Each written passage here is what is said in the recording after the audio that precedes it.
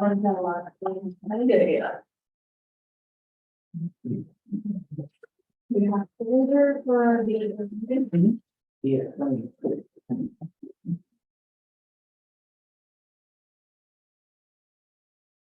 Today is one. Yeah. I think that it's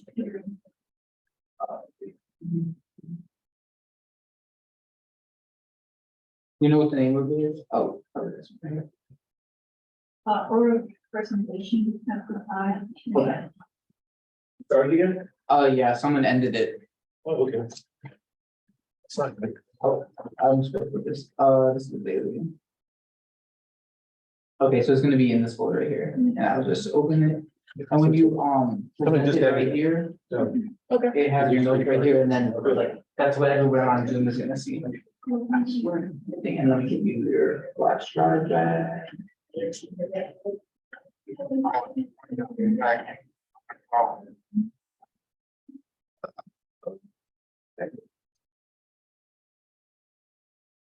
Here you are. Let me just make sure. Session. Okay. Yeah. And you're gonna go? Yeah. Thank you. Maybe you want to put a number on that.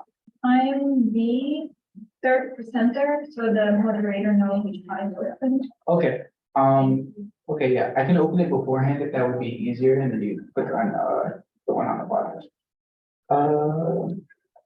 Do you know the name of it? Is it? Yes. Wednesday? Yes. The retain for the morning. No. This is okay. Gotcha.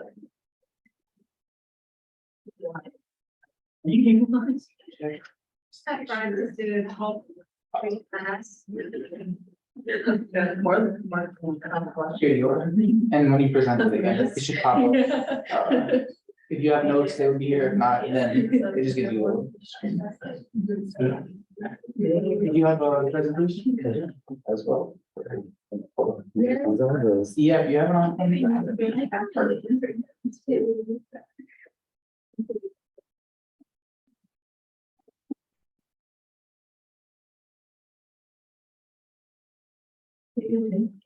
So.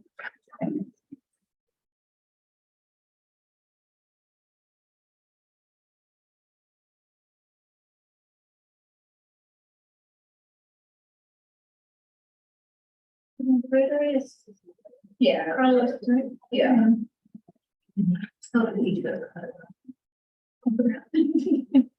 I can be cool. Is it on, I can call. does that look like any of your things or no?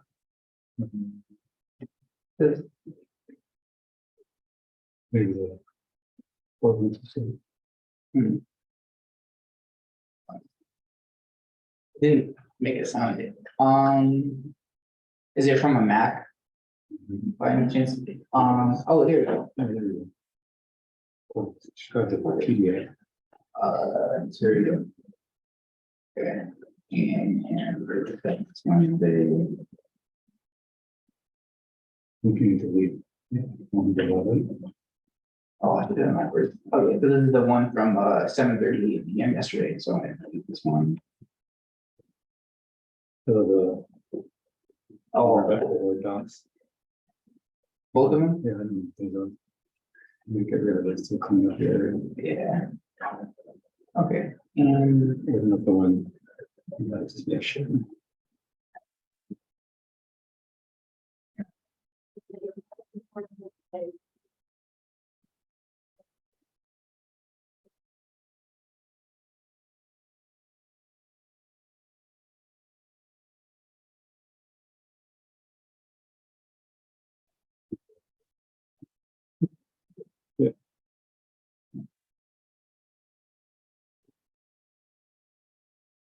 Um. There we go.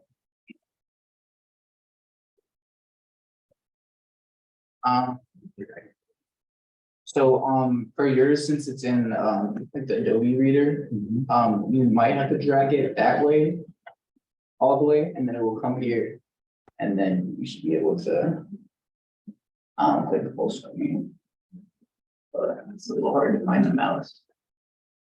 Oh, let's see. Let me go to my one. Yeah. Are you Gabrielle? Are you Gabrielle? No, I'm Jack. You're presenting today? No, I'm not talking. Sorry. I'm the moderator. Nice to meet you. Nice to meet you. We'll be working together today. Yeah. Do you have any preference of where questions in? No, And if you wanna use. as long as they see you, that's okay.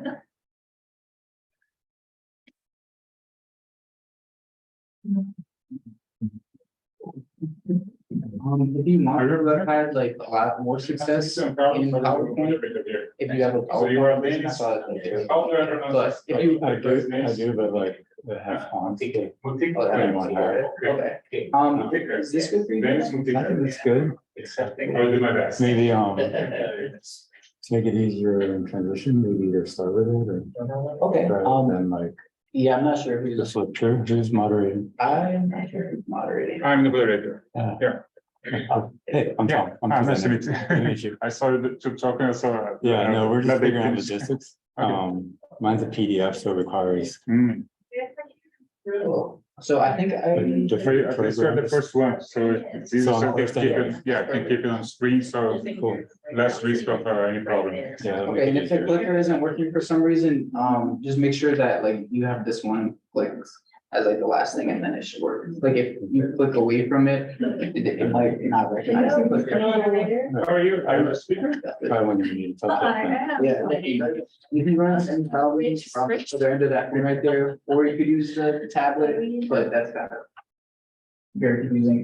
It's serious. Yeah, sorry, let me give you back your flash drive.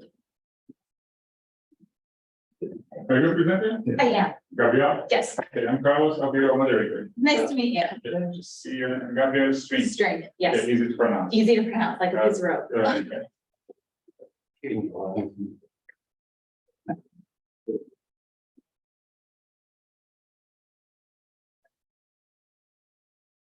What do you want to do, questions? Yeah, that's what I'm going to talk about. Do Yeah. you guys prefer anyway? I mean, do you want me to handle the questions or you at the end of the presentation just can open them for people and there's any control that? So okay for you? Yeah, That's that's fine. fine. Okay for you too? Silvia? Yeah, Okay, I'll so- read my own question. Okay.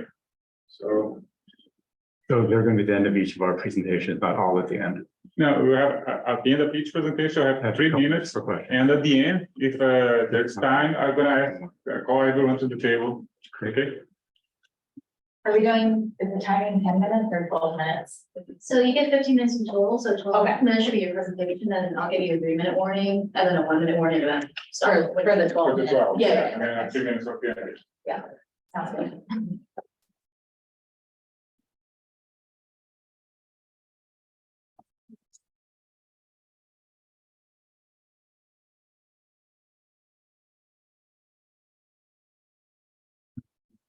Yeah, I'm doing it.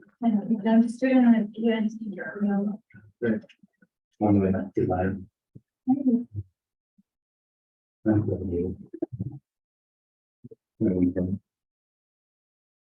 How long you've been joining the conference? Are you regular yearly or? Years, but regular, frequent. Say average. Yeah, have yourself. I just started last year as a student. I did enjoy the conference so far. Yeah, right, might as well. Yeah, That's a free. yeah, so let's find some interesting questions. Yeah. What is that? University wanted to be. Yeah, it's Where? north of Philadelphia. Lots of, I guess. Yeah, I'm just new to there, so even I am still like, where is it in the state?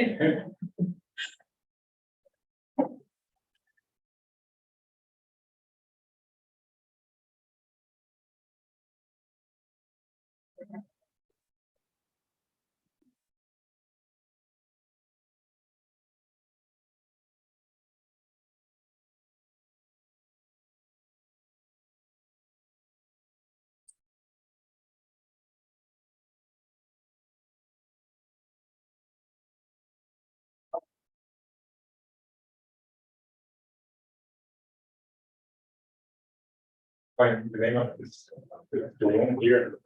I speak Portuguese originally, and we write the same way, but we say azaleia. Okay. So I always say azalea, people say azalea, what the Right. hell is azalea? How do you say it then? In Portuguese, we say azaleia, Oh, Azalea. yeah. That's pretty very. Oh, it's not bad. I think. Oh, you.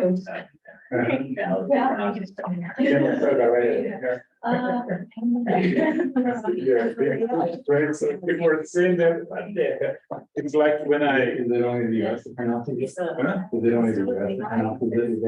I don't know. Well, for me, the worst part was when I went to, when I did my master's in English, 2000, year 2000. And I remember that I had to take the train from London Gatwick to a city that spells like reading, the word reading. Yeah. And at that moment, the screen, the times that trains are not working, so I have to hear. I was just arriving there, my ear was not used to, so I missed the train 3 times to reading. You're like waiting. Because there is no train to reading, because the pronunciation for the city is reading. So I couldn't understand that from the speakers, and the speaker sound was not clear, and the different pronunciation for this. I was gonna figure it out. I asked someone, nobody understood, so when I had to write down, and I remember the gentleman was, oh, reading, that's that train over there.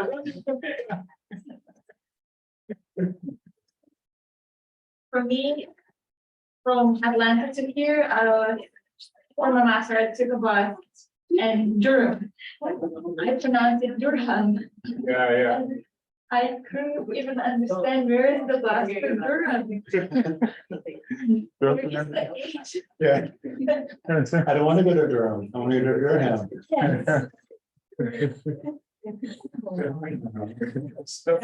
It's so hard for native speakers to guess how, because English is like that, but for example, Portuguese, if you know how to pronounce each syllable, you build the words and you can speak easily, you can speak anything. As you read, you understand it and you can speak the way it's correct, but in English it's so hard because each word has pronunciation that has no rule mostly. Yeah. And it doesn't sound like a book sometimes. Yeah, and I have a 6-year-old boy, Yeah. so he's learning to hear, he's at school here. So for example, in Portuguese, we learn how to read building the words. So each syllable, and then you build the words, and then learn how to, here you learn the power words. So you start building vocabulary. That's how I'm seeing him learning to read. It's not building syllables. No, just building the words, building vocabulary. So for me, it's really interesting to learn about how he's learning in English, and he's speaking as a native. He's 6 years old, speaking better than me, much better. English is tricky. Okay, this is. It's also the accents change Yeah, how words sound. yeah, People from all over say the same words so differently. yeah, I used to not understand when southern people talk. yeah, Like 50% I can get it. Yeah. The rest I will be just smiling. yeah, that's true. I lived in Massachusetts. For me, it was much easier to understand English in Massachusetts than here, because of the accent. Interesting. Yeah, You It's a can- little more similar, I don't know, but traditional, like Yeah. English. yeah. English in Massachusetts. I thought it easier for me to understand than here. Amazing. Yeah. As somebody who spent the last 15 years there, I sometimes struggle with. Yeah. No. Okay, shall we start? So good afternoon, everyone. Let's start this session. Just for you to make sure that you are in the right room. We are in the Azalea room, and this session is about water security and what is scarcity and security. Okay, so are you all in the right room? I usually entered the wrong room, so I have to check it out every time. So first presentation will be by Tom de Blasis, who is going to talk about the TAP kit, a radically accessible rainwater harvesting system that improves household access to resilient water supply. Tom, please. Want to maybe get a light in the front of the room? You see what we can do? Maybe a light.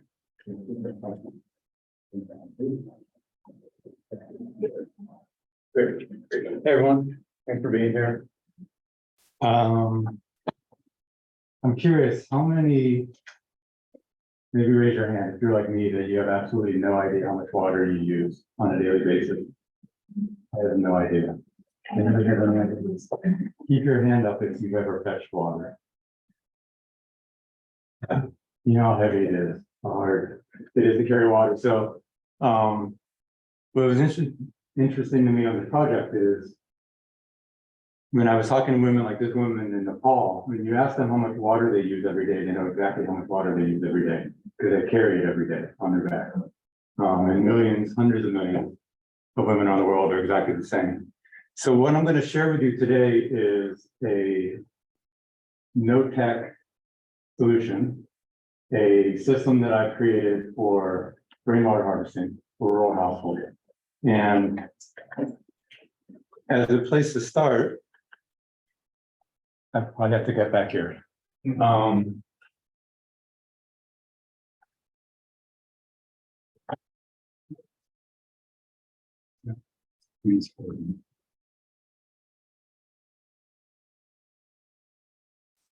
Okay. As a means of introduction, I'm an industrial designer. And what I'm going to be sharing with you is some design research. So design research is used for prototype testing and validation to understand if something works and it works as intended, and is to improve the design. So by nature, what I'm sharing is going to be qualitative information that I've learned. What you've seen is everyone has the same vision. Everyone has the water that they need every day. This is not only our collective vision, but this is also our right. That was affirmed in 2010 by the UN, the right to water. So I find these metrics really interesting, also knowing in my experience that most of these are not being met in too many places around the world. If you look at the water access map, you see the numbers are billions, and it looks terrifying when you consider an 80% increase in demand for water by 2050. Underreported and kind of hidden in these statistics is amounts of water that's being accessed. So like what's being measured is what you have access to, not how much you're accessing as much. And what I'm finding in conversations with households is that on average, they're getting about 20% of the water they have access to based on what they're accessing. And if they're buying water, they're spending about 20% of their income buying water. That's far more than the 3% target that the UN set. And these numbers will continue to get worse. 2 billion become 4 billion by the end of the decade. We see how this looks. And as we heard from the UN water development report, that we need to move 4 times faster. So like the numbers are pretty dire. The situation is scary and overwhelming. The question that I have is, as a designer, how might we work at the scale of the need, working at the scale of hundreds of millions and billions? And how might we think about the water crisis and shift from a position of impacting water crisis to eradicating water crisis? Some of the work I do is also global health and polio and other areas, and I really appreciate the perspective of eradication because it forces you to think very differently. So I set a design parameter and a target of 100 million people in the next 10 years. And that forced me to design the system in a way that was very unique and specific, that could scale rapidly and quickly to meet that need. And then the other question I'm asking myself is, how might we reach those most in need? Not the easiest to reach, but the hardest to reach. Knowing that this also is more than just a water access issue, it's a justice issue and a human right. My conclusion after looking at this is that rainwater harvesting is an essential tool for the water crisis that's very underutilized. You've got people walking for miles to get water every day from water that's not very high quality. You have a source of some of the highest quality water on earth falling out of the sky onto the homes of people that need it the most. We're just not catching it. And the reason that it's not being used as much as it could be is that rainwater harvesting systems traditionally are very complex. Roughly about 100 pieces requires a trained technician to install usually. They're difficult to maintain and there's a lot to source and also with a difficult supply chain. So what I'm going to introduce you to is the patch kit, which is a system that's very affordable and accessible and really easy to source and maintain and access. And what it is simply a tarp in a barrel. The system and a tool and technology that's been around for a long time. Many people have used it in many places, and it is accessible and sourced within the communities and near the communities in highest need. So in countries all over the world, in the furthest, hardest to reach communities, you can get tarp and barrels and ropes within roughly, on average, 10 miles of the community. So to give you a quick overview of what the system is, as a standard system is roughly a 4x4 meter tarp, a 200-liter barrel, and about 10 meters of rope. The system is sized based on rainfall pattern for where we're working. So it could be a 4x4, it could be a 4x5 tarp, it could be a 300-liter barrel, but it's sized based on rainwater levels. It costs on average about $50. In some countries, as low as $30 for the kit. That's $10 per person with the average of about 4 to 5 people per household. And with an average lifespan of we're expecting about 5 years for a system like this, before maybe the tarp wears out, that's only $2 a person for a system like this. And it gives them 100% of the UN right to water during the rainy season. The question I have as a designer is like, that's a great concept, it's a great system, but is it useful and is it impactful like we expect it to be? So that's why you do prototyping, that's why you do testing. And what we've been doing is testing it in 4 countries around the world. We have 150 systems being evaluated right now. We have 22 in 2 communities in Nepal, 22 in 2 communities in the Sierras in Mexico, 100 systems in Bangladesh, and also 2 systems in Bolivia that we're using as education systems at schools to talk about rainwater harvesting and environmental issues. And anecdotally, this is what we're hearing after 2 months of a test during peak rainy season, we go back and one-on-one interview each of the households and talk to them individually to get their perspectives. 88% reduction in the number of trips to fetch water. That's asterisk because they told us that they're not using the water for drinking water in some of these places. So that's why it's only 80% and not 100%. So about 12% of the water they're using is for drinking water. So that I found that a really interesting finding. If you look at like what that means over time. 100% of the households found the system useful and impactful. And we asked them to rate it on a scale of 0 to 5, 5 being the most useful and impactful. And the average rating was 5.25. So they got extra credit. I got a couple 10. That's fantastic, right? So like, and like this quote is like the things that we've been hearing. All of our water issues have been solved. What we're learning and what they're telling us is that the water that they're collecting has many household uses: cooking, washing dishes, bathing, watering crops, animals, flushing toilets, and some for drinking water. And we did some anecdotal, just rough testing of the water quality using TDS testers, portable, just to get a base sense comparative to the water that they're accessing currently from rivers and streams, and found that based on that metric, the rainwater is 10 to 20 times better quality than water that they're currently collecting. And because this barrels are only 200 liters, water is being used very quickly. So it's not sitting and degrading over time. We also found that the kit has more impact on water access. Obviously saves a lot of time. Obviously that has clear health implications for abundant water, for hand washing and other things like that. It creates and saves income, we found. There's huge climate resilience applications, groundwater recharge, social benefits like this village in Nepal when we went back. These women, 2 months later, were just sitting around socializing. Where the first time we went, we meet every daytime, they were so busy collecting water, working in the fields that they had no time to sit around and talk with this. And then obviously the water quality that we talked about. And then the tarp specifically has many uses other than just collecting water. Provides shade for year-round utility for the hot warm season, keep people dry during the rains, keeps clothes dry, people are drying crops under them. Keeps animals dry, so people are keeping their animals outside, which is allowing and freeing up valuable inside space inside their homes, which are very cramped. Extends living space and has been also used to fix leaking. So the power is being put over roofs that are leaking and directed into a barrel that's fixing the roof and also collecting rainwater. So it's found to be clearly useful and impactful.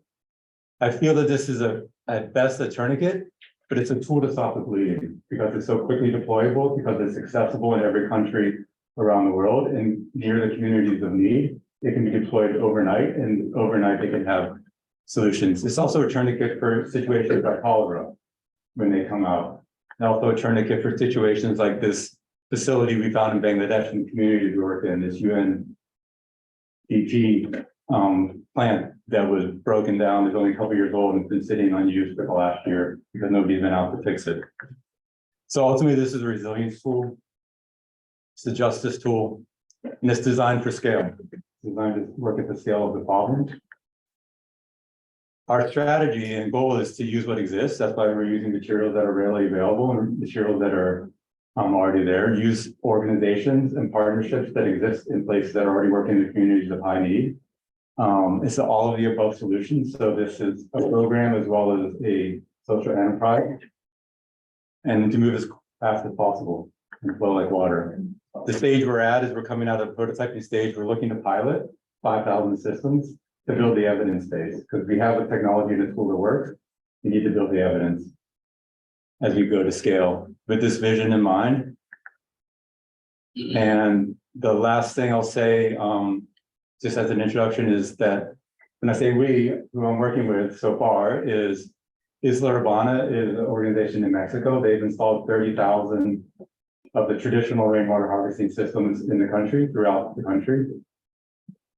PAC, Global Health NGO, and also Waves for Water, the global NGO that works in disaster response, that worked in over 30 countries.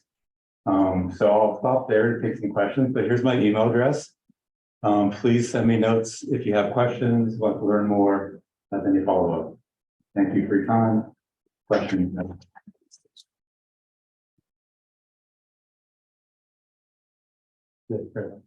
So are you filtering or treating the water out of the collection or addressing things like, Cryptogiardia, bacteria viruses? The systems in Bangladesh came with water filters. So we explored both. What level of water filtration? You know, 21, what? 21. Okay. Yeah. So one of the, it's expandable system, right? So you can have the rainwater catchment, and then you can add filtration systems, or they often already have systems. So this is designed to plug into existing filtration programs. So you have water supply and water treatment as well, or it can be combined as well. Now, I see that in this, the tab that works as a catchment surface, right? As what? It's the tab that works as a catchment surface. Now, how durable can it last in very hot and dry areas? That is one. And is it viable for places that receive rainfall that is between 57 to 250 millimeters of water? If at all it's viable, how do you calculate the catchment surface that is required of the tab?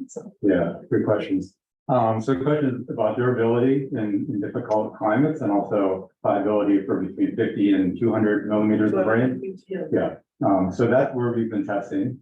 The places we have been in those lanes. 50 is a little bit low, but conceptually, the system can scale to any size rain. So you size it based on the rainfall pattern. How many days a month during the rainy season you expect to have rain, and how much rain falls is how you size the catchment and the storage, right?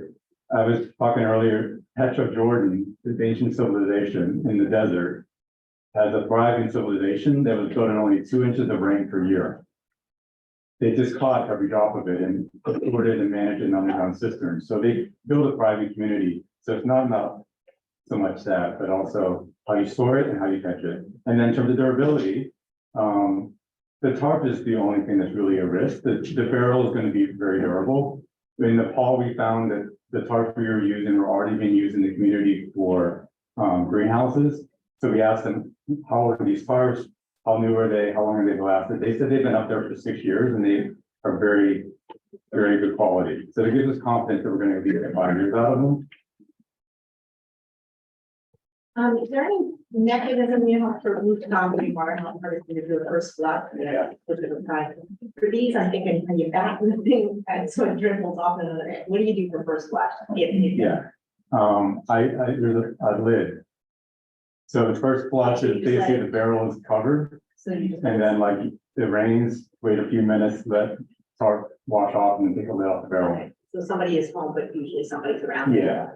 Some people are using saris or other materials as like also a collection to filter water before it even goes into the tank. I think we're just about out of time. Yes, so, yeah, we'll finish now. We'll ask people to hold their questions at the end. We're gonna have the desk here with everyone so you can ask more questions, okay? Thank you. All right, Thank you, Tony. Very good presentation. Next presentation, I'm gonna call Gabrielle String. She's gonna speak about, is water insecurity related to happiness or life satisfaction? Evidence from MICS5 surveys.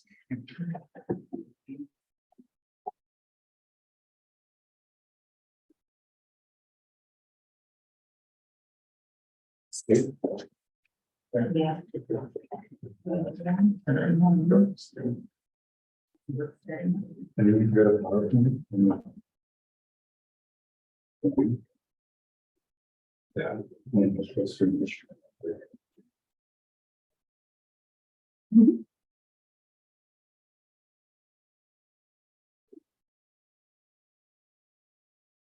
There it goes. Okay, perfect. All right, good afternoon, everyone. I am here presenting on behalf of my colleagues and a group of students who are working with us who were not able to attend today. We're doing a project. The first part of the project is looking at wash insecurity and its relationship to happiness or life satisfaction, specifically in the context of MICS5 surveys. And even more specifically, looking at the MICS5 surveys that were done in Nigeria and Cote d'Ivoire, although today we're just going to talk about Nigeria. Okay, so there's a lot of words on this slide. Why did I put so many words on this slide? Basically, what I want to show is that wash insecurity is a concern. It is not an emerging concern, although in the way that it has been researched in literature, you would assume it might be something new that we're talking about. So what we know is that globally, the burden of psychosocial distress, depression, and anxiety is increasing, and this leads to lost productivity, disability, and death.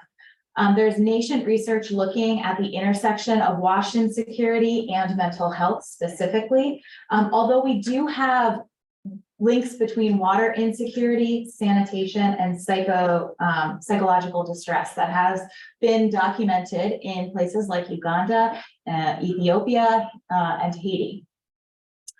There's also been some pilot interventions promoting psychosocial well-being and sanitation and hygiene already underway, undertaken most recently in the COVID era.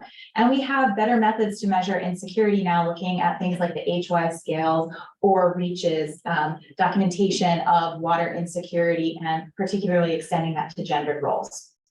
So what were we doing in this study? We developed 3 hypotheses that we were going to test. One is that wash insecurity will be negatively associated with psychosocial well-being. We hypothesized that gender will be an effect modifier of this, and that the geographical context in which the data is coming from will be an associated variable. And again, we did this in Cote d'Ivoire and Nigeria. The Cote d'Ivoire models are still being finalized, so this is just Nigeria today. To build our databases, we used MICS5 and we downloaded the household survey, the women's and men's individual surveys, and then the water quality module. So MICS5 was when they had introduced the water quality module.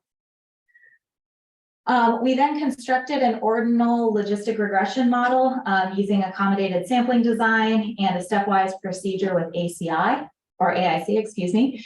And we defined our p-values for pairwise tests as adjusted using multiple testing from the multivariate T method. Our outcome variables that we had defined for this were self-reported happiness and self-reported overall life satisfaction. So there's 12 questions on the men's and women's survey around life satisfaction. There's questions around life satisfaction or satisfaction with job, satisfaction with appearance, satisfaction with family life. But we were looking specifically at the two we thought might be more related to wash insecurity. So happiness and overall life satisfaction. Our independent variables for this analysis was looking at water source type, availability, treatment of drinking water, water quality, and then sanitation facility type and hand washing facility type. So what do we have from our data set that we constructed? So we had over 52,000 adults were captured in this data set. However, because we are looking at our outcome variables being the life satisfaction survey, we only have 18,459 adults with whom that module was given. So the rest of the data we then dropped. We also had to drop all variables that had missingness, high missingness. So we defined that as more than 10,000 observations were missing from the data set. Unfortunately, that meant that water quality was greater than 90% missing from households where this life satisfaction survey had been conducted. And so we had to drop that part of analysis, which is really unfortunate because thinking about aspects of wash insecurity, access to safe water is really important. We also, in terms of trying to find, when we were running some of the earlier models, we decided to regroup our water source and our sanitation type using the JMP definitions of improved and unimproved.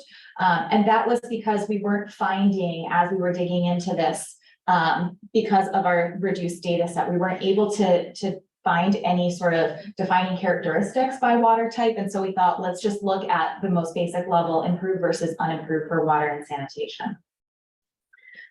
So some descriptives overall about our data set. What you'll notice is that the number of participants was highest for this life satisfaction survey in the 15 to 16, 17 to 18, and 19 to 20 age ranges. So another really important thing to note is that in the mixed surveys, the data for men's and women's surveys is collected from people aged 15 to 49, but the life satisfaction is only given to those who are between 15 and 24 years of age. So it's an even reduced snapshot when we're thinking about these parameters of psychosocial well-being. Another thing to note is that overall there were more women who were given this life satisfaction survey than men in the data set, and that was across every age range. We had also, again, hypothesized that the location might be an effect modifier.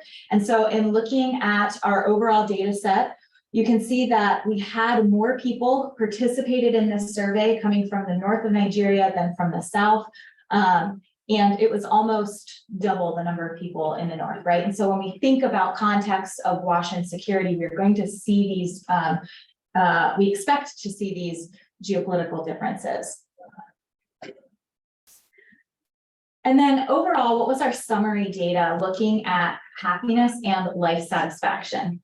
So these were our two outcome variables. And when we look at the data set, you can see that we have really high bars here on the left-hand side. So this was the number of respondents who responded that they were very happy or very satisfied, or somewhat happy or somewhat satisfied.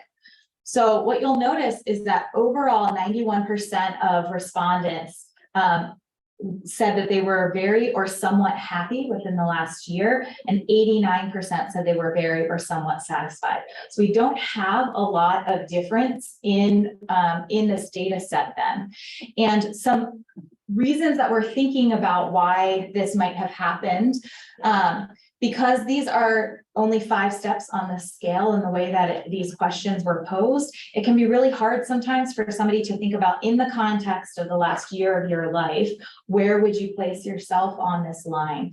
And I'll note that this does not look the same as if you were to compare it to some of the data from like the World Happiness Index.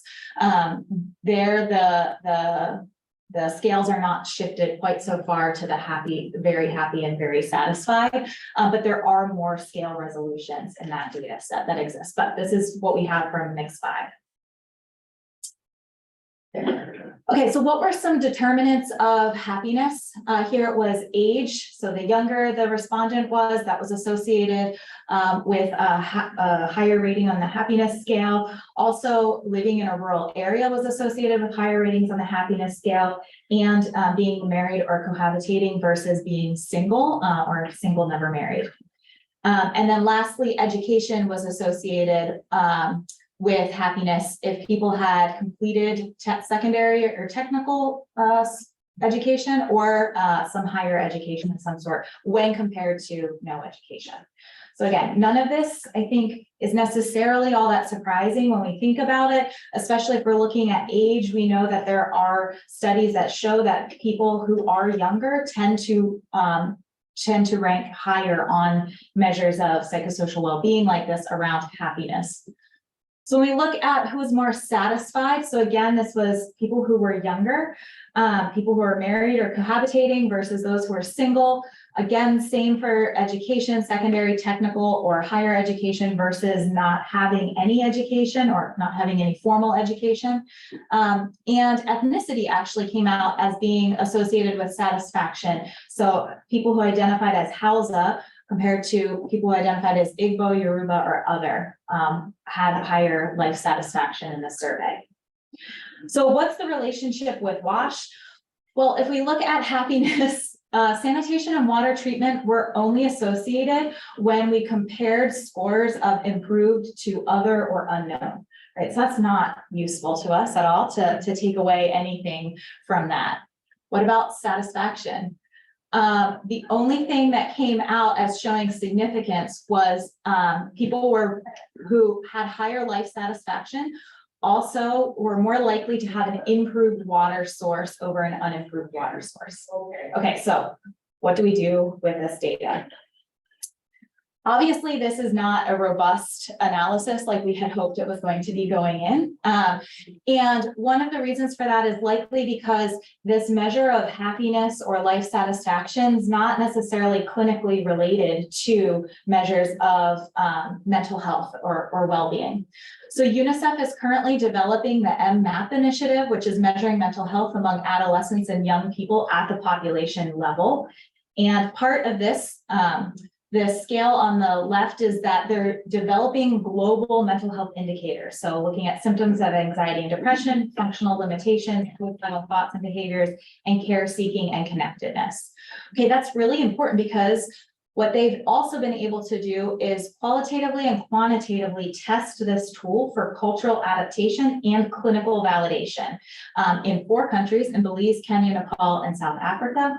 And then last year, they did a first field test assessment of this tool, culturally adapted in Eastern Zimbabwe. So the benefit of that is that they are looking to integrate this into Mix 7. So I have had no involvement in development of the tool. Mix 7 hasn't even happened yet, but I'm here saying as a researcher that there are opportunities now when this data is collected. It will be distributed, this mental health survey, again, for people between the ages of 15 to 24. And one thing I will note is with the integration of this survey, Mix is looking at including referral pathways for respondents who rank high on depression and anxiety scales. So some key takeaways from this work that we were doing. There are challenges in using existing data sets to identify relationships between WASH insecurity and mental health. The life satisfaction module was asked to only a limited participant group. That could also be a limited participant group of people who are experiencing types of WASH insecurity. The life satisfaction instrument's not a validated measure of mental health, and it can't link to water quality at all because of such high missingness. We have the potential for better data in the future with that MMAP existing. So my call to researchers would be to keep an eye out for that as we're thinking about insecurity and defining insecurity's relationship with mental health. But we also need other ways to evaluate the relationship between mental health and WASH insecurity.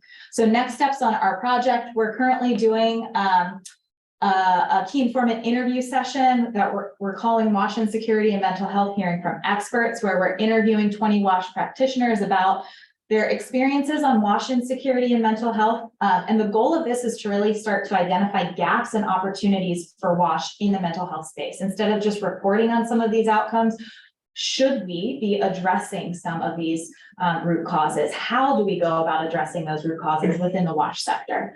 And then we're also doing a mapping initiative with 2 communities with Oxfam. And this project is iterative participatory community mapping with men and women to develop place-based conceptual frameworks of WASH-related mental health stressors. So with that, I'd like to thank everyone for your time and attention today. My email is up there. This work was funded by Lehigh University internal faculty innovation grant. And for anybody who this is maybe the first time you're hearing about a mixed survey, which I assume not being at this conference, but just in case, you can link to the website where all of those surveys exist. Thank you.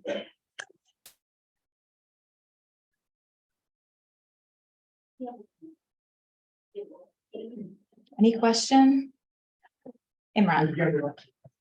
See the connection being drawn out between Washington and sort of received wisdom around that's place satisfaction that an increase in the so why do you think that we certainly only from younger Asians? That's a great question. And that's something that it's unclear why life satisfaction and happiness were only part of the adolescent surveys, and mental health is only going to be part of the adolescent surveys in Mix 7 moving forward. But that is, I think, a question for JP. I found this fascinating, and it kind of is an interesting complement to the WISE, big WISE set survey. Exactly. Which look at experience and problematic experience. Exactly. And so you're trying to kind of look at questions of happiness, and it's the other side of the scale, which seems to be not part of the HWISE. You ask people the same questions, you get these very high ratings of security rather than insecurity. Right, that's a great note. And I think that's the hardest part whenever we're thinking about putting things on these defined scales like that. We're asking a participant at the end of the day to select where they fall, and whether that's a validated measure or not is, I think, something that needs more research in this space. But all right, thanks so much. Thank you, Gabrielle. So next presentation is by Silvia Landa, and she will speak about groundwater extraction modeling to supporting program planning in resource limited context, example from Kenya.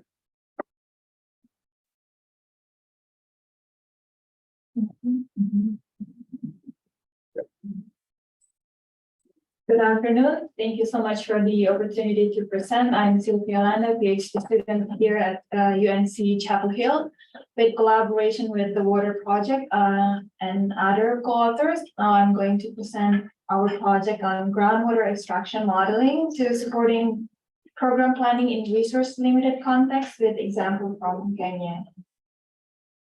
I'm going to present about why we did the project and the process of the groundwater modeling itself, and then explain about how we use the models for decision-making process. Why do we need groundwater modeling? So first, we all know impact of climate change can be unpredictable weather patterns. Sometimes we have intensify precipitation, but other times we have prolonged droughts. So because of that, we cannot really rely on surface water. And because of that, also there is increasing groundwater reliance in Kenya and Africa in general. However, there is risk of uninformed extraction for groundwater through excessive depletion that will impact in water security. And from the picture on the slide, we can see that in Africa region, the groundwater availability isn't uniform. There is variability in the water in different aquifer. For example, from the Murzuk-Jado aquifer, we can see that over the years, the water availability in the groundwater is going down, but then in Senegal, Mauritania, it's increasing, and then in Lower Kalahari, there is fluctuation. So there is variability in groundwater availability, and we cannot assume every place are the same. We can just go dig well and we can get water. And if we do that, we will risk potential availability for the future. So because of this importance, the modeling allow us to simulate the groundwater availability and predict the impact of extraction. And this project was initiated to help how within the limited data and data collection, we can do simple model based on free software and also open source data. This collaboration was initiated by the water project who is working in Kakamega and Vihiga counties in Western Kenya. And they are trying to prioritizing carefully evaluated groundwater system to prevent over extraction of groundwater in supporting a community there. And the modeling process is started by what are the questions by the management itself, what are the questions they want to address in the management process, and the data will be collected based on those questions. And then we will develop the models, and then we simulate it and compare with observed field data to ensure its calibration, and then we will use that for decision making. And based on these steps, I will explain our process. So first, the water project organization have two main management questions. First, what are the groundwater characteristics in the region? And then what are the primary data collection to address the existing data gaps? And then how we can use this information to better manage our groundwater extraction practice.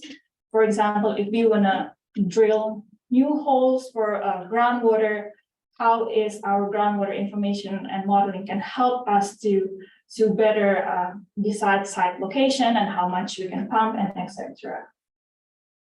This is the area of our project. It's located in Kakamega and Vihiga counties in Kenya. And to be more precise about our groundwater boundaries, we try to use the water set boundary to be able to hopefully mimic the hydrological boundaries. So we are not using the district administrative boundaries. And this is in the blue area is the water set that we are modeling. And the data we use come from the quarterly monitoring results from the water project organization and their borehole hydrological survey data, and some field survey for measuring the water level from their wells. And also collaborating with local government, they were able to collect information from outside their organization. And however, we are still sort on information about other data for the modeling. So we use open source data from remote sensing, for example, for the water set area, the elevation, the precipitation, and river and etc. And for the conceptual model, we use model views. This is a graphical user interface for Modflow to calculate the groundwater model. And for this, because our data was collected only for annual data, we use a steady state. We weren't able to do season modeling, for example, rainy season and dry season. And we assume the data was accurate, which is a huge limitation actually in this project, because we weren't able to calibrate the remote sensing data to the underground rain gauge or stream gauge because of the data limitation in the field. But there are some assumptions that we use, for example, based on the characteristic of the subsurface data, we assume the aquifer has 2 layers, for example, and because of the information we get from the remote sensing data, we assume the type of soil and the land cover information that we are able to use for our modeling.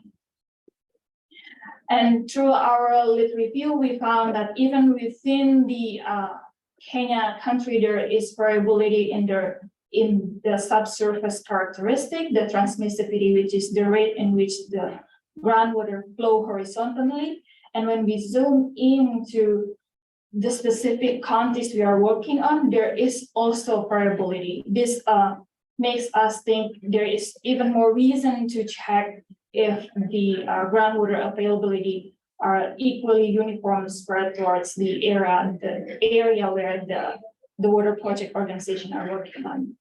And through the data that we collected and inputted in the model, we are able to show the result of the pressure head or the water level in the region.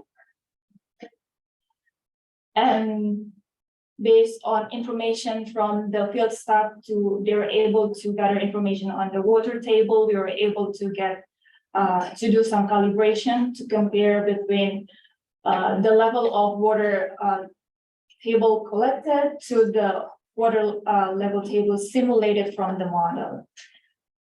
And the calibration resulted in 0.5, which is not strong correlation between what we observe and what we simulate through the model, but still a positive relationship between what we observe and what we simulate from the model. And this is not rare in groundwater modeling, especially when field data is limited. And we were able to do sensitivity analysis to check if we change the input data on two important data such as hydraulic conductivity and recharge, and we found that within 20% change, the model we did was quite stable.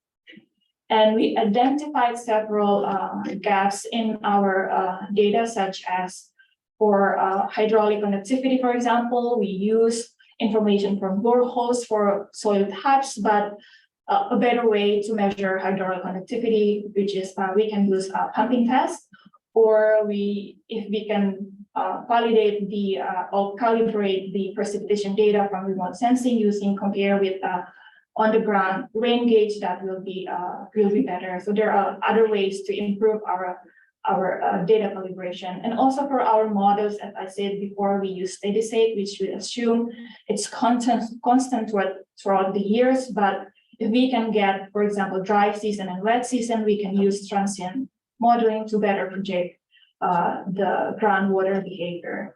And also there is a better way to model the interaction between surface water bodies, such as from river to groundwater. If we have better information, we can better model the interaction between surface water and the groundwater.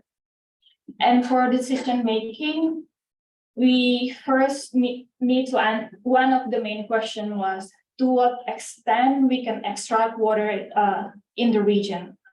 How many more borehole we can drill.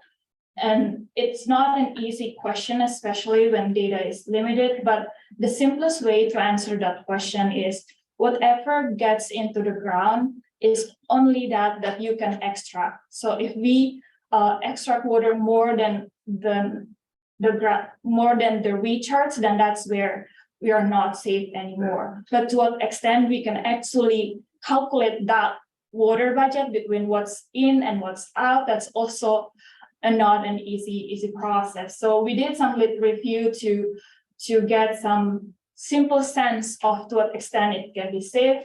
One literature says 12% when you know the size and the depth of your aquifer, but another literature when we don't really know the depth and the size of aquifer, we can use 2 meters drawdown threshold.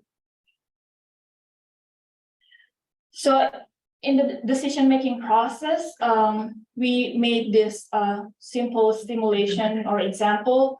For example, they want to drill 2 more wells, location 1 and location 2. So we check in these 2 locations what are the initial water level based on our simulated data, and then we have this example where, okay, so now we want to pump around 200 meter cubic per day to support around 300 households in the area. What is the impact to the groundwater level? And from our simulation in the picture, we can see that in location 1, it's really low impact to the groundwater level, but in location 2, we have around 1 meter drawdown. And from understanding about the hydrological context of the area, we can see that location 1, why it's less impact to the groundwater level, because it's closer to the river. So that's the river and groundwater relationship there. When you pump, it gets more water from the river to replenish in the aquifer. And also, besides that, there is less density of wells near the location 1. That's why we see less change in water level. But in location 2, we see more drawdown because of it's really dense. There are more wells, and also the initial we can see it's not that close to the river or other surface waterways. So these are the example how we can try to use limited field data with open source software and open source data to try to help better management of our groundwater to prevent over extraction that can impact our future water security. I want to thank you all the co-authors, especially Alison Lee. She's not here. She just graduated from UNC Chapel Hill, but she was involved heavily in our remote sensing data collection and analysis. And from the water projects, we have Emma, Alison, and Humphrey, and our advisor, Aaron Sussberg. Thank you so much.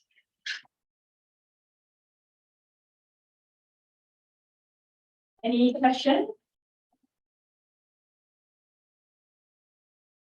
One question, going back to the model phase, you showed that there was like an R squared around 25, and you showed some performance metrics that are at 80. I just wondering, once you get into scenario with notification, trying to generate recommendation, how do you factor that uncertainty in to whatever recommendations you're then producing from the model? Yes, so this model is, we see this as a diagnostic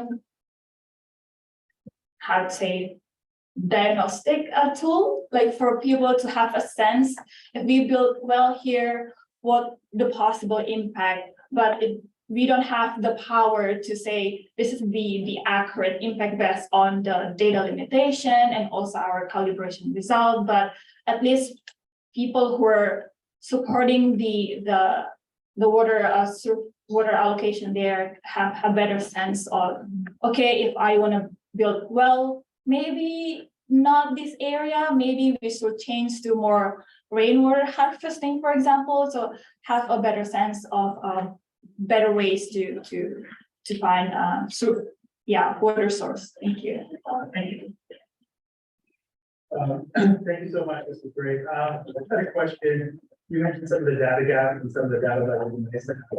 So if you're thinking about this from a county government perspective, where you could invest in collecting more data to get more information to guide your own investments in water or advise your partners, is there anything in particular that you would focus on and point to as sort of an area that would deliver the most value considering the cost of collecting the data? Yes, one is that I think will be really important. It's easy to do actually if the data that they are collecting will be more frequent first for the model to not steady state is really simple model, but if we can do transient data, just increase the number of data collected, we will do the transient modeling. And also the pumping test, it's if we can do it, especially hydraulic conductivity information is really important to know to better simulate the groundwater characteristic. And the last one is the rain gauge, because the recharge is the one that really influences how much we know that gets into the groundwater. So if we can validate between our field data and our remote sensing data, that can increase the information. Thank you, Silvia. Thank you. Thank you so Klaus. much. So next presenter is Denis Muthike. And he's gonna speak about extending a groundwater demand model with groundwater level estimates and climate finance toward drought management. It's quite similar to what Silvia presented, I don't know, but the subject is very close.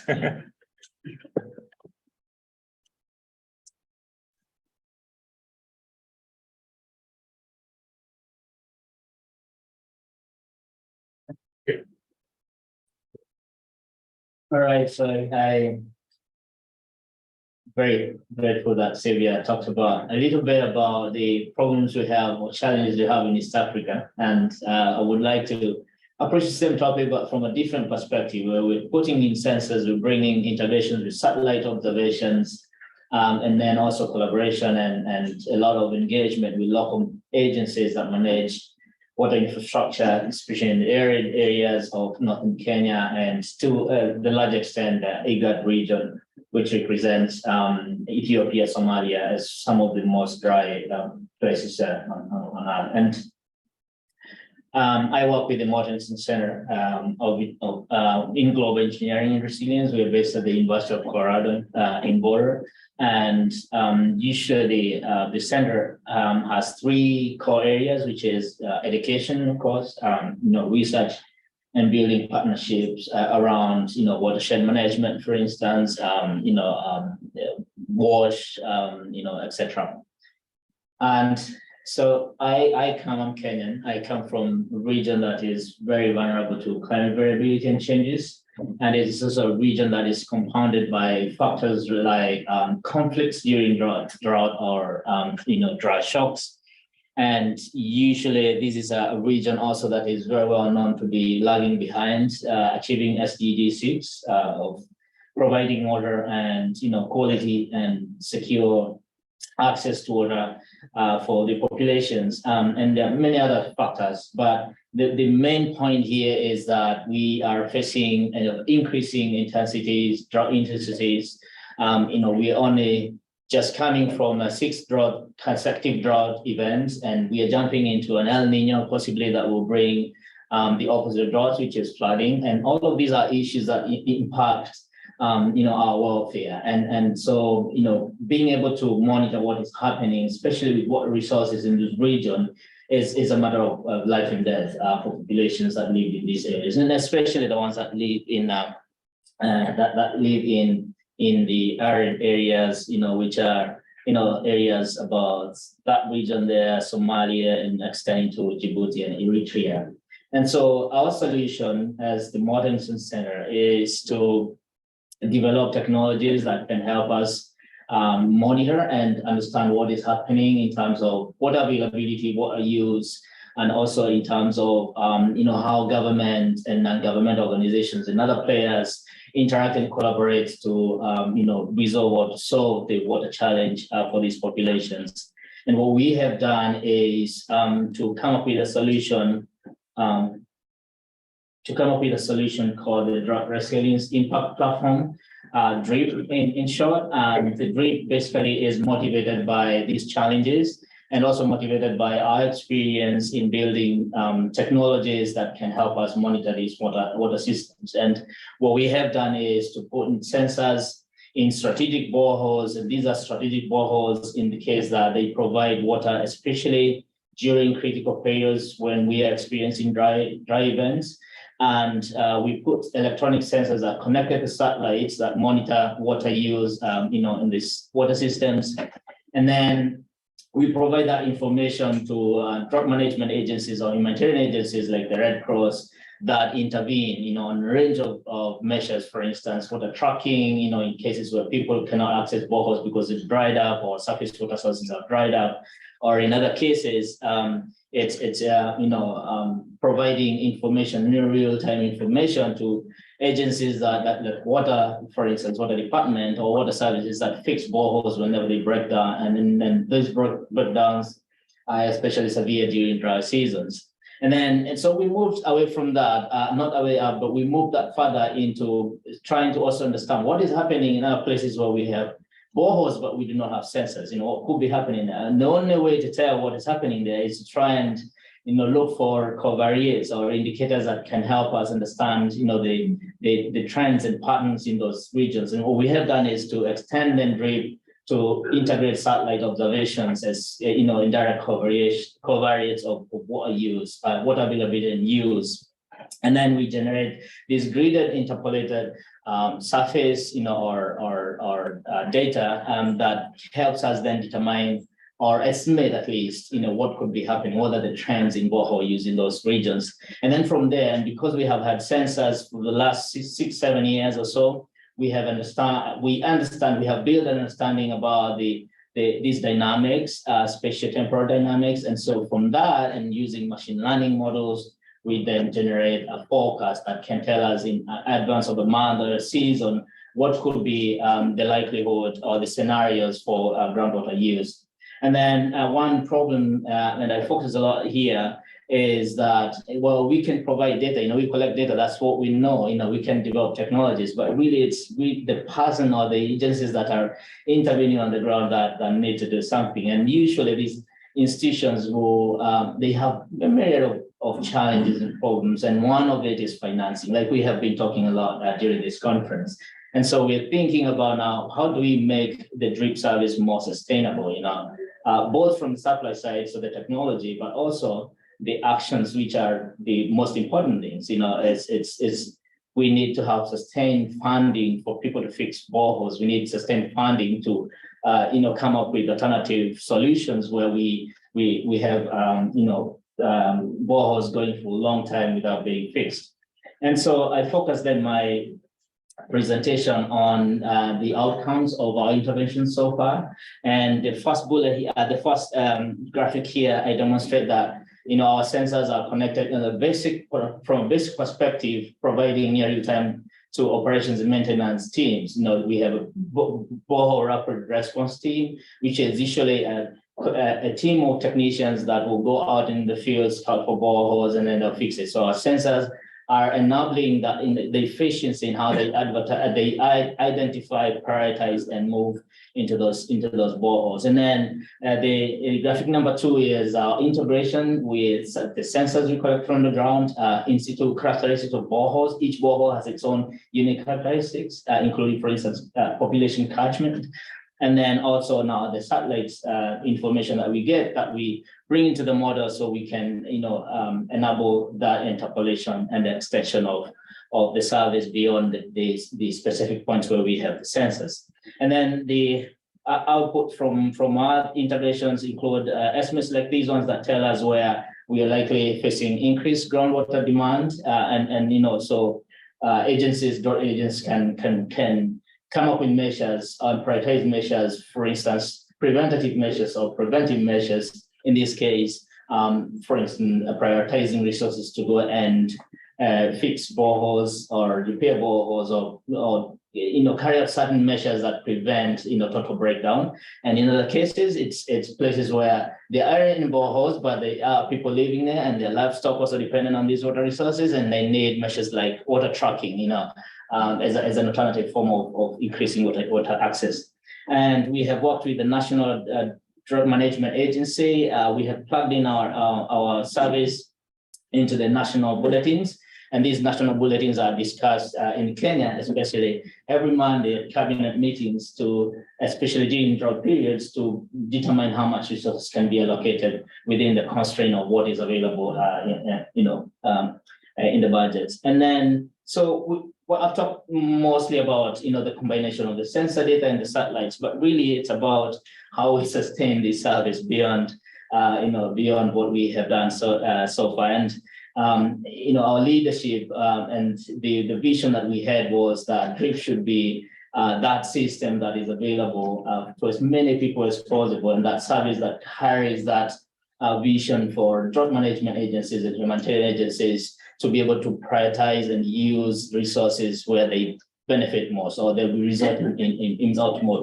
benefits. And climate finance is becoming that avenue that we can exploit. We can tap into resources available, especially now in the wash sector, climate finance that can support borehole operations and maintenance. Okay, and the way we are approaching this is by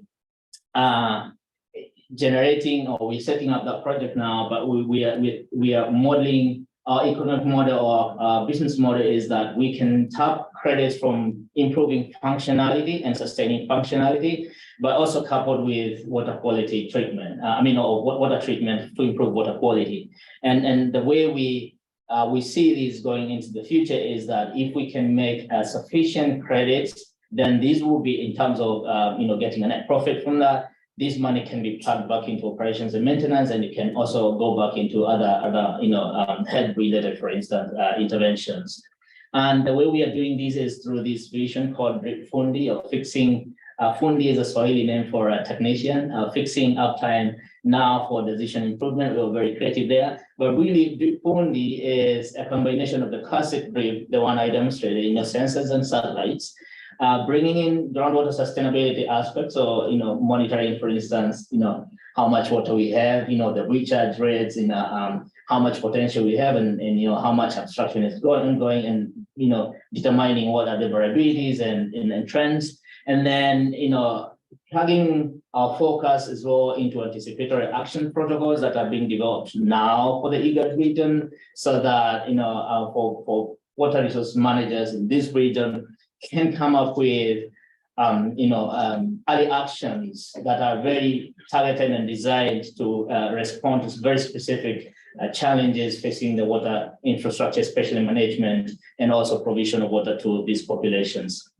And then really the deep funding is carried to a large extent by the funding we are receiving now from USAID, BHA, Bureau of Humanitarian Assistance, where and Autodesk Foundation for sure, where we are accessing resources for the next 18 months to just demonstrate and set up this intervention. And then from there, we expect that the exit strategy is now the carbon credits kicking in range about 2 years or so. And then, we are able to start, building the case that this can be a sustainable way to increase, to increase water security and to guarantee that these populations can have access. I wouldn't go into this. Silvia has already talked about studies that are doing, research, carrying out research to understand how much we have in the region and how much can be extracted, etc. But what we are doing now is that we understand we are building a lot of these insights from satellite remote sensing, and usually you have problems there sometimes of accuracies and dependence and reliability of these satellites. So what we are doing is syncing our way, installing aquifer level sensors that can tell us, how these boreholes, the aquifer levels are changing relative to how people are using these boreholes. And we have 10 sensors in Turkana, that's a region northwestern Kenya, one of the most arid counties in Kenya. And we have about 6 months or so data collected by these sensors. And we hope that we can now continue to build this portfolio where we understand the fluctuations in our aquifers, and we can then feedback these estimates, especially the anomalies and the trends, into our borehole use or groundwater use forecast. So that gives us a bit of a holistic understanding of what is available versus what is being abstracted, and then we can augment what has already been happening in the field from remote sensing based observations. That's what I wanted to share with you. It's a partnership of many institutions, some that are very important, especially the Millennium Water Alliance in leading this effort, ourselves leading the technology development and funding agencies, etc. And of course, local partnerships, especially at the point where we need to intervene in the field. Thank you very much.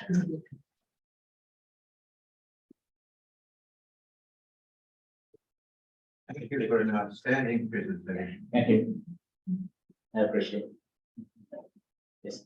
I was interested in first of all, really interesting presentation. Thanks a lot. Really interesting work. I was interested in your mention of towards the end of using carbon credits to, as I understand, finance the whole system. And I was wondering if you could speak more to that, like, is it a carbon credit that's based on some unit of carbon sequestration? And how does this, like, how is the system intended to sequester carbon? And then I'm also wondering, like, what's the implementation status of it? And how much of the financing do you expect to cover the carbon credit? Yeah, I'll be very happy to take that question, but you see with my colleague who is actually leading this intervention, Laura, you will like that.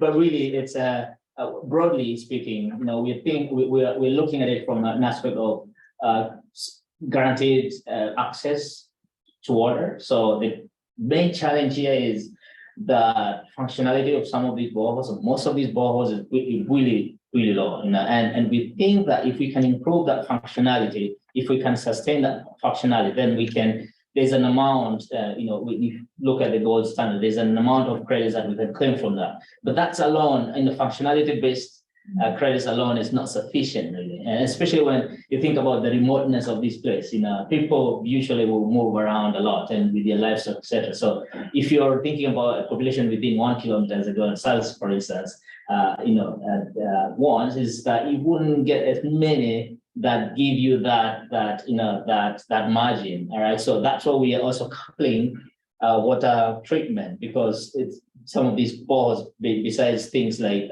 being saline, some of them the fresh ones, the ones that provide fresh water, or at least water that is acceptable for use, also have, you know, issues with water quality. That can be the borehole itself, or it can be during the supply and transmission to households. And so we're thinking now, from that perspective, the emissions reduction potential is a little high when you think about the alternatives which would be these communities using, for instance, biomass to boil their water, to treat their water, and then, you know, so we think that we can get a certain amount there that complements the functionality-based credits, and we can have that, you know, break at some point to a net value that can be plowed back into the O&M. I'd like to thank Denis for the presentation, for the questions, and I'd like to invite all the speakers to the desk here, table here, and we're gonna take more questions. We still have a few minutes, so you can ask anyone to here.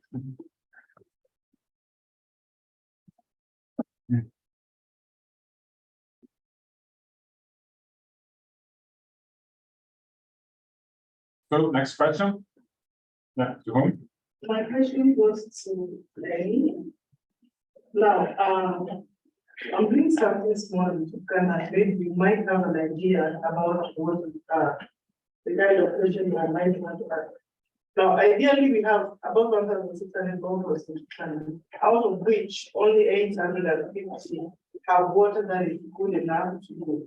Since you're talking about functionality, it's like boreholes are being they do boreholes over there, and most of the times half of them either turn out to sunlight to use, or sometimes some of them are so good for the first 2 years, and then all of a sudden the yields become zero. Do you think what could be the reason why initially a borehole has got a very good yield in the initial stages, and then when it's been used some time, it's completely go dry? And could there be a relationship between the depth of this borehole and the quality of water that I do not have exact specific answers to those, but I do think that there's an element, you know, our region depends very much on rainfall. And we cannot say really that our aquifers have been over abstracted. You know, we're still developing that resource, right? And so what I would think is that there has to do with something about recharge in terms of boreholes drying. And this is now the space that we're entering with our sensors to understand, you know, what is the geology, you know, how much recharge do we actually get, you know, from what the remote sensing studies have been able to establish, but also what, you know, sensors can confirm or otherwise. So from that perspective, I would think that there's a dynamic between the geology of the region, the recharge potential, and, you know, and also how much rainfall we are receiving. If you look at consecutive droughts that have been happening, and if you're looking at how much recharge potential there is every year, and how much we've been losing by just having these consecutive droughts, then there is a dynamic there about how much actually water, percolates or goes to the aquifer, right? And then on the other side, you're also thinking about the losses, very high evaporation rates, in this region. And so, how much of that is accounted into, how the aquifers behave over time. The study by Adloff found that we have concentrated terrestrial water storage, recharge really during very extreme events, and we're thinking about events like the El Nino in 2015 now, this El Nino, if it happens, etc. But when you look at these extremes, there really be, especially the extremes that will push water into the ground, have been really, it takes quite, a long time before we get the next extreme as that. It's most often that we get droughts than floods. So I would think about that. In terms of water quality, I wouldn't be able to speak on the relative level about that, but we will be sampling a lot of these boreholes just to understand what's going on. But we know that this region, being an arid region, salinity is a big problem, and obviously that will manifest, itself from the data that we are collecting, and we will be able to maybe dig deeper. Yeah. I have a question from the people online here. I think it's for Tom. Are you selling this kit as a kit, or is it education to have people to build their own kit? And what are you seeing about willingness to pay? And second, as you said, tarps have many other uses. Have you found that people are diverting the tarp to other uses instead of using as a part of the kit? Yeah, good questions. Let me see if I can remember them. The first one was about. If it's education or you're selling that, yeah. Yeah, If people so are willing one to of the pay. questions I had with the materials being readily available is like, why isn't this already being used in places so widespread is the need? And what people are telling us is that they just didn't have the idea. They'd never thought of it before, even though they had tarps, even though maybe they already have a barrel, even though in some cases they're catching water from a drip line from the roof in a small container. They have the idea of catching rainwater. So some of it is an education program, whereas like my hope is that you can just kind of get the idea out. People see it, they'll start to get the idea and they can do it for themselves. The other thing that we're learning though is that the barrels are too expensive for those that are most in need, and they can't afford to buy them. And most barrel manufacturers will not sell on credit. You have to buy it up front. You have to pay extra per delivery. So if you can combine an education program with a way to finance at very small increments to pay for a barrel, you can do it in a way that's much more accessible. What was it? Some of the other parts real quick? The other question was about the use of the tarp if they're using for something else. Yeah, so we haven't seen that. What we have seen is that they're using tarps for other things during rainy season, like drying crops and keeping animals outside like that. And also that they're able to use the tarp during the dry season for shade when it's hot and they need some shade and there's not enough shade around. So like they're not diverting it from the tool as much. Okay, we have time for one more question. Who is, This is in regards to mental health. I was wondering that, like, just the difference in culture between, like, our culture and the cultures that you're studying. Do you think that would like play a role? Because I know we see mental health in very different ways and have like different words to describe that. So do you think that kind of played a role in the conclusion of your study? Yeah, so that's a really great question. And I think this comes back to why this life satisfaction and questions around life satisfaction and happiness, they're not equated to mental health. And in the new MAP tool that they're developing, that uses clinically validated measures of mental health, and they're making that tool culturally adaptable in each setting. So I think that is going to provide better insight into this question than some of the existing data that has been collected, because exactly those parameters around how you answer and pressure to answer on a scale in that way, and not being validated for mental health specifically. Okay, one more question.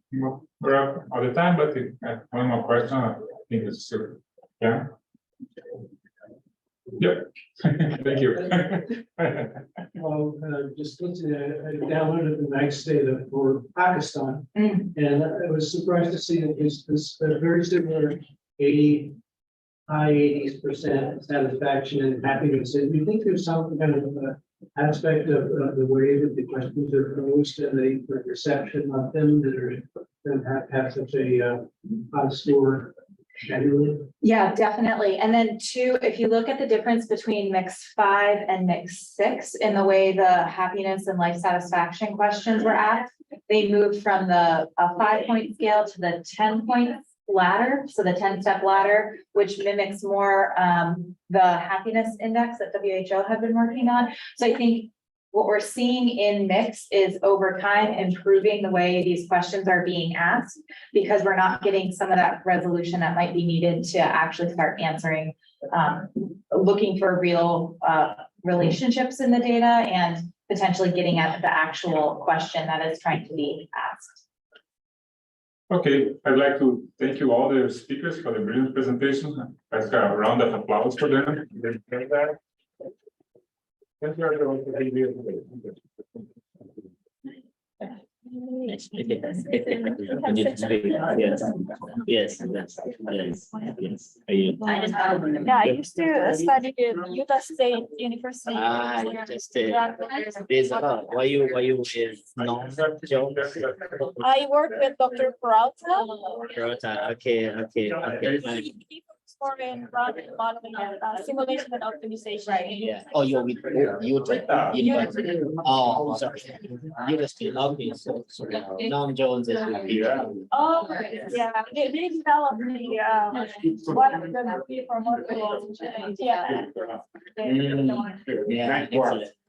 Hi, great presentation. Thank you so much. Thanks, Dennis. Yes. So a wonderful job. It's really, we really appreciate the work being done with this. Yeah. Oh, guys, yeah. Great job. Thank you. Can I talk to you? Yes. Yeah, I really like the presentation. You do the one on that kid? Oh no, it's him. Yeah,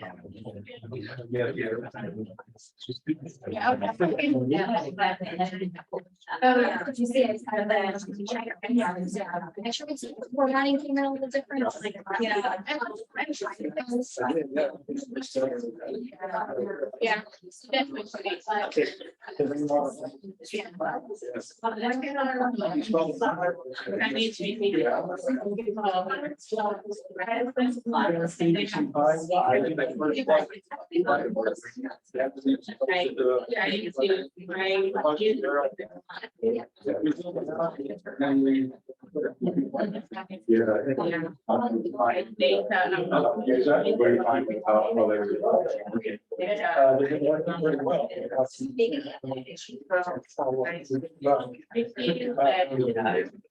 Unfortunately, I'm still relatively new to the university, so I haven't yet my business.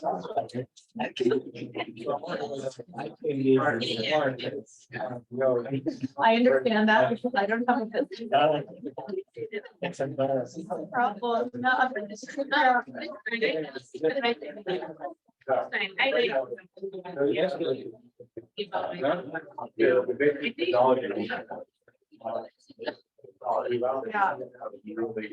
yeah, some of it should be. Okay.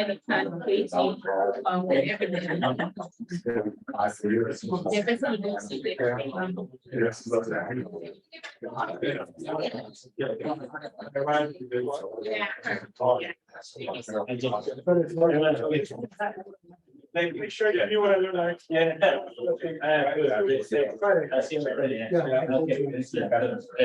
good presentation. To you. I was, Very unique. yeah, definitely a little different.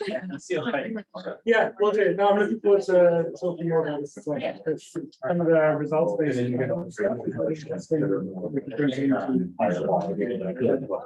Thanks, James.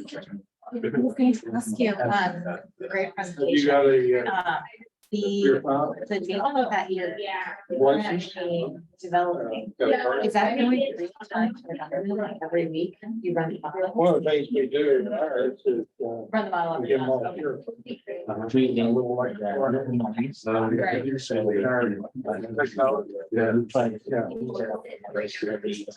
Yeah.